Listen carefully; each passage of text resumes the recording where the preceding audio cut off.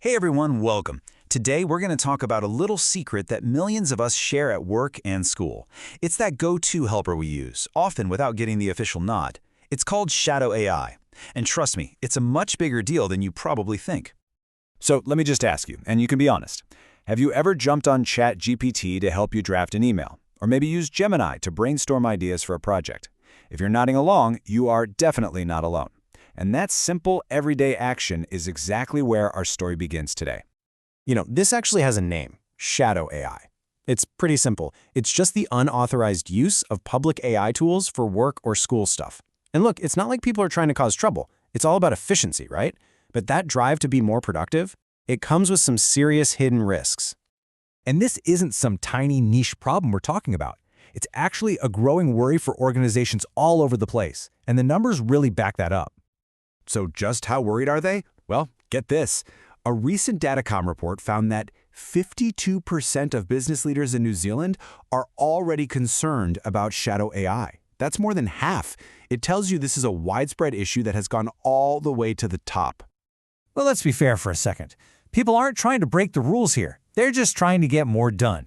I mean, they're using the best tools out there to do their work faster and, better. The intention is good, but the consequences, well, they can be pretty severe. So if the intentions are good, what's the actual problem? Well, all that convenience comes with a hidden cost. So let's unpack the three biggest risks that come with shadow AI. Okay, it really boils down to three major things: data leaks, security risks, and compliance nightmares.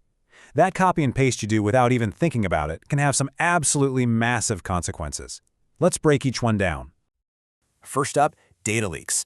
When you put information into a public AI tool, you're basically just handing it over to a third party. Think about what that could be: confidential client lists, brand new product ideas, even sensitive student records. Once that data's out there, you can't get it back, and that could easily lead to a major data breach. The second risk is all about security. Your company or your school has these really robust security systems, right? But public AI tools, they might not meet those same high standards.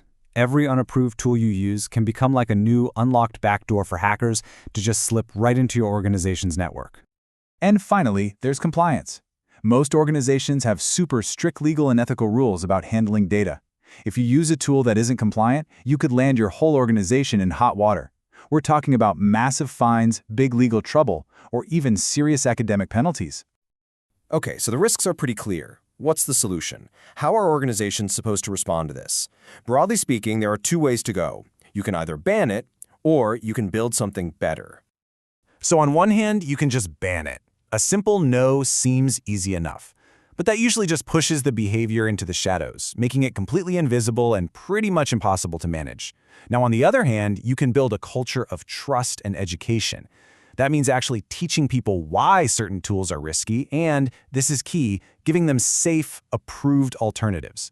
It's all about empowering them to make smarter choices, not just punishing them for trying to be efficient.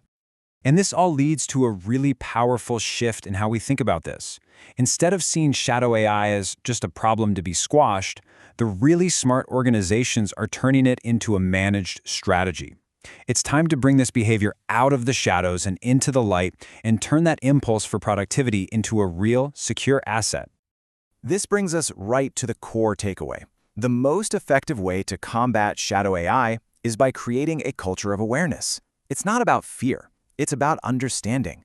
When people get the why behind the rules and they're given the right tools to succeed safely, their behavior just naturally changes for the better. And that is how you build a smarter, more secure workforce. So the next time you open up that AI chat window to make your work just a little bit easier, ask yourself, is this helpful tool also a hidden risk? The answer just might change the way you work. Thanks for tuning in.